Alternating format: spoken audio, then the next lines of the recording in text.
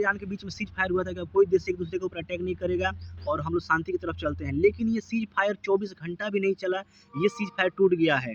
आपने सही सुना। नमस्कार दोस्तों, मैं उपेंद्र कुमार नए अपडेट के साथ। आज के टाइम में देखा जाए सीज फायर टूट गया है और डोनाल्ड ट्रंप आज के टाइम में काफ़ी गुस्से में है इजराइल के ऊपर, और इजराइल ने काफ़ी हैवी अटैक कर दिया है लेबनान के ऊपर, और लेबनान पे 250 लोग मारे गए हैं और 1000 लोग घायल हैं। इसी को देखते हुए ईरान ने कहा आखिर लेबनान, हमास, गाजा पे अटैक होता है तो इसको ईरान का अटैक माना जाएगा, और ईरान पे अटैक होगा तो हम लोग कुछ भी कर सकते हैं। इसी को लेकर आज के टाइम ईरान कह रहा है कि स्टेट ऑफ हार्मोज को हम लोग फिर से लॉक कर रहे हैं। और जब डोनाल्ड ट्रंप ने ये सब सुनते हुए कहा कि अगर इस तरह फिर गलती करता है तो ईरान को हम लोग डेडलाइन जो देते थे, लेकिन अब डेडलाइन नहीं देंगे, सीधे मौत के घाट उतारेंगे, नर्क बनाएंगे। तो ईरान भी सामने से कड़ी शब्दों में कह रहा है कि अब देखते हैं आर पार होगा। और आज के टाइम में देखा जाए कि ईरान भी हैवी अटैक कर रहा है, इधर कुवैत पे, कतर पे, यहाँ पे भी एक दो जगह अटैक किया।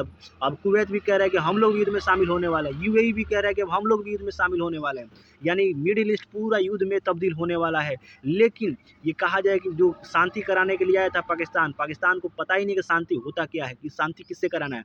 ये तो युद्ध स्टार्ट हुआ था इजराइल को लेकर, इजराइल ने युद्ध स्टार्ट किया था, उसी के चलते सब स्टार्ट हुआ था। और जो भी सीज फायर हुआ इसमें इजराइल को ही नहीं पूछा गया, इजराइल को ही नहीं लाया गया। इजराइल अपने मन से कह रहा है कि ये जो युद्ध हुआ है, युद्ध का जो सीज फायर हुआ है अमेरिका और ईरान के बीच हुआ, इजराइल के बीच में नहीं हुआ है, कोई लेबनान के बीच में नहीं हुआ है, हम लोग अपने हिसाब से करेंगे। तो इसको जाके वहाँ पे इजराइल में कराना चाहिए था सीज फायर। इसी चीज़ को इंडिया ने देखते हुए अपने नागरिकों को कहा कि ईरान में जल्दी से जल्दी आप लोग निकल लीजिए। और चाइना भी यहाँ पीछे देखते हुए दिख रहा है कि यहाँ ये युद्ध रुकने वाला नहीं है। इसलिए नहीं रुकने वाला है, जो मेन युद्ध का जो रोल हीरो है, जो मेन आदमी है, वो सबसे बड़ा इजराइल ही है। और इजराइल ये चाहता नहीं कि युद्ध रुके। युद्ध रुक जाए तो हो सकता है कि बेंजामिन नेतन्याहू का गद्दी खतरे में आ सकता है, और वो चाहते हैं कि युद्ध लड़ता रहे। जिससे क्या होगा कि उनका जो पॉलिटिक्स कैरियर बचा रहेगा, और उनके पास जो भी जनता जो आज के टाइम उनका विरोध कर रही जनता भी इसमें फंसी रहेगी, और उनका भी राजगद्दी बचा रहेगा। इसीलिए बेंजामिन नेतन्याहू चाहते नहीं कि युद्ध रुके। लेकिन डोनाल्ड ट्रंप पगला को कौन समझाए कि वो बेंजामिन नेतन्याहू इजराइल के कहनाम में आके आज के टाइम में अमेरिका को ले डूबा, और एशिया में जितने भी जो एक्सपोर्ट इम्पोर्ट हुआ करता था ऑयल वगैरह, उस सब पे टैक्स भी अब ईरान वसूलेगा। पहले स्टेट ऑफ हार्मोज फ्री का सर्विस दिया करता था, लेकिन डोनाल्ड ट्रंप के चलते आज के टाइम में सबको इस पे पैसे देने पड़ेंगे।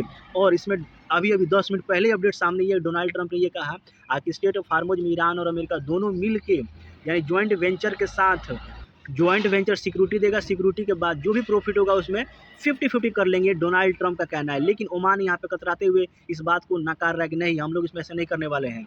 लेकिन सबसे बड़ा रीजन ये डोनाल्ड ट्रंप वो बिजनेसमैन है, अपना प्रॉफिट देखता है, प्रॉफिट उसको मिलेगा तो कुछ भी कर सकता है। लेकिन आने वाला समय ही बताएगा सीज फायर का क्या हुआ। 14 दिन के लिए युद्ध विराम लगा, आगे क्या लगा। ये 14 दिन का युद्ध विराम सीज फायर कोई नहीं हुआ, ये लोगों का सांस फूल रहा था दोनों देशों को। ये 14 दिन सोचे थोड़ा राहत की सांस ले ले, यानी थोड़ा आर्मी भी इन लोग का रेस्ट कर ले, जो वेपन्स कम है वेपन्स की भी तैयारी कर ले, और कैसे क्या करना थोड़ा प्लानिंग, बढ़िया से प्लानिंग बना ले। ईरान को भी यही दिमाग में बात आया था, इसलिए इसने भी एक्टिव होकर सीज फायर करा लिया, अमेरिका को भी यही लगा इसने करा लिया। लेकिन 14 दिन के बाद जो तैयारी करके आएंगे तो हो सकता है कि बहुत आत्मघाती हमला होगा। इसके बाद हो सकता है कोई देश बचे या न बचे, लेकिन इंसानियत जरूर मर जाएगी। लेकिन ये नेता लोग अपनी, कहा जाए, अपनी पूंजी बढ़ाने के लिए, अपना मान सम्मान बढ़ाने के लिए इंसानियत को शर्मसार करते हुए दिख रहे हैं। लेकिन यार आने वाला 14 दिन के बाद ही बताएगा। लेकिन अभी तो ईद स्टार्ट हो चुका है, और यहाँ पे देखा जाए पर डे मानवता ही मारी जा रही है, पर डे इंसानियत ही मारी जा रही है, और पर डे जो लोग जिनको देश से कुछ नहीं लेना देना, जिनको युद्ध से कुछ नहीं लेना देना है, जिनको बस कमाना है, खाना है, अपने जीवन को गुजर बसर करना है, उन लोगों का जीवन यहाँ पे नष्ट होता दिख रहा है। आपका विचार क्या है कमेंट में लिखिए। ऐसे अपडेट के लिए मिलते हैं नेक्स्ट वीडियो में, और ऐसे अपडेट तो मैं लाता ही रहता हूँ, कमेंट करिए।